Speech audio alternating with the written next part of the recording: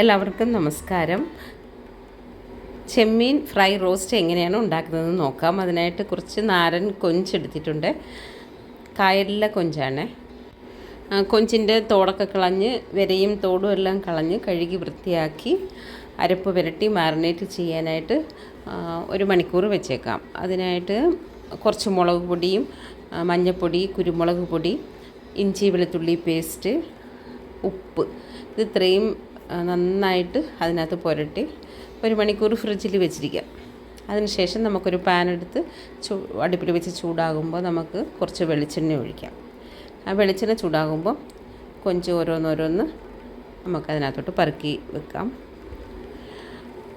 ഇതിൻ്റെ തലയും വാലും ഞാൻ അതിനകത്ത് തന്നെ നിർത്തിയിരിക്കുകയാണ്. ഈ ചെമ്മീന് അധികം വേവൊന്നുമില്ല. അത് 2 മിനിറ്റേ വേവിക്കാവുള്ളൂ എന്നാണ് പറയുന്നത് എല്ലാവരും.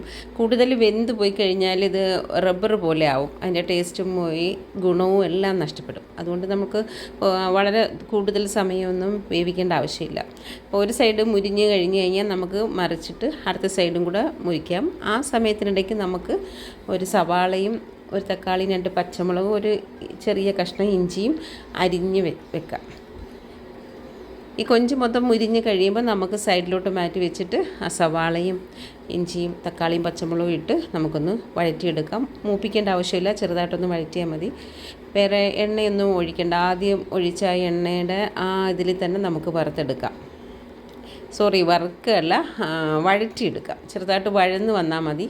കൂടുതൽ മുരിഞ്ഞ് വറുത്തൊന്നും പോകേണ്ട ആവശ്യമില്ല.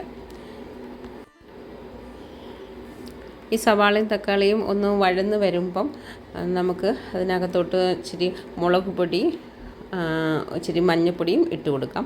ഞാനിപ്പോൾ ഇടുന്നത് തേങ്ങ വറുത്ത് പൊടിച്ച ഒരു പൊടിയാണ്. നമ്മൾ തീയലിനൊക്കെ ചേർക്കാൻ വേണ്ടിയിട്ട് തേങ്ങ വറുത്ത് പൊടിക്കത്തില്ലേ, അതുപോലെ ഞാൻ തേങ്ങ വറുത്ത് പൊടിച്ച പൊടി ഇവിടെ ഇരിപ്പുണ്ടായിരുന്നു. അതിനകത്ത് കുറച്ച് മുളക് പൊടിയും ഇത്തിരി മല്ലിപ്പൊടിയും മഞ്ഞൾപ്പൊടിയും ഉണ്ട്, കുരുമുളക് പൊടിയും കൂടി ഉണ്ട്. അതാകുമ്പോൾ കുറച്ചുകൂടെ ടേസ്റ്റ് ഉണ്ട്. അതുകൊണ്ട് ഞാൻ അതില്ലാത്തവർ മുളക് പൊടിയും മഞ്ഞൾപ്പൊടിയും മാത്രം ഇട്ടാൽ മതി. പിന്നെ മസാലപ്പൊടി ആവശ്യമുള്ളവർ അതും കൂടി അല്പം ചേർക്കാം. ഞാനത് മസാലപ്പൊടി ചേർത്തിട്ടില്ല. അല്ലാതെ തന്നെ കൊഞ്ച് റോസ്റ്റ് ചെയ്യുമ്പോൾ നല്ല ടേസ്റ്റാണ്. ഇങ്ങനെ കൊഞ്ചും എല്ലാം മസാലയുടെ കൂടെ നമുക്ക് മിക്സ് ചെയ്ത് എടുക്കാം. വളരെ വളരെ രുചിയുള്ളൊരു ഡിഷാണ് ഇത്.